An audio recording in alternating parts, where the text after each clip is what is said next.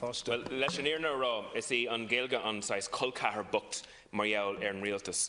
Mar gheall ar an rialtas tá an Gaeilge agus an Tara McHugh bhun an dréimre gach uair agus tá sé duch creite le cai mé rá tá cosú le comical allí an seo ara mar gheall ar an Gaeilge. Tá titim ein déag fan déag tar éis take ar a méid daoine atá glabhart an Gaeilge sa Ghaeltacht.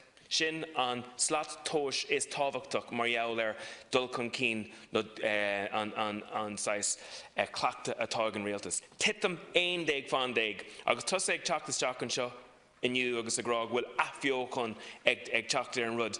Tá sé ag dul I lige sna Gaeltachtaí an áit is tábhachtach. Agus just brandúir rud ag an eile.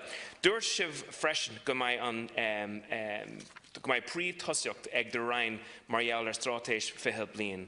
Agus dúir sibh go mbeidh sibh ag fáilsiú an plán ag deire mí fiara, ná tá mí fiara imethe, agus cá bhfuil an plán sin. Tá muid ag fannacht beagnach níos mó na bliain ar an plán seo. Thosaigh an cóirleáin le haghaidh an plán seo I 2015. Cá bhfuil sé, tá an táimig slánú hart.